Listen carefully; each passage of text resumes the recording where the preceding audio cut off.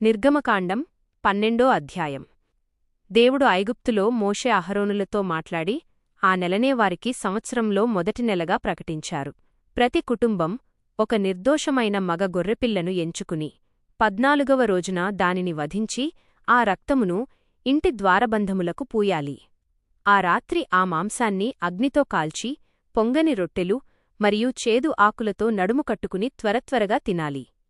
యెహోవా ఐగుప్తు దేశమంతటా ప్రయాణించి ప్రతి తొలిచూలును సంహరిస్తానని, అయితే ద్వారబంధములపై రక్తం ఉన్న ఇళ్లను చూసి హాని చేయకుండా దాటిపోతానని చెప్పారు. సరిగ్గా అర్ధరాత్రివేళ ఫరో కుమారుడి నుండి బందీల తొలిచూలు వరకు అందరూ మరణించడంతో ఐగుప్తులో మహారోదన పుట్టింది. ఫరో వెంటనే మోషే అహరోనులను పిలిపించి ప్రజలందర్నీ తీసుకుని వెంటనే వెళ్ళిపొమ్మని ఆజ్ఞాపించాడు. ఇశ్రాయేలీయులు ఐగుప్తీయుల దగ్గర వెండిబంగారు నగలు తీసుకుని సుమారు 6,00,000 మంది పురుషులు తమ మందలతో బయలుదేరారు. వారు ఐగుప్తులో 430 ఏళ్లు నివసించిన తరువాత ఆ రోజే విడుదల పొందారు. చివరగా పస్కా పండుగ కట్టడలను వివరిస్తూ సున్నతి పొందినవారే దానిని ఆచరించాలని దేవుడు నియమించారు.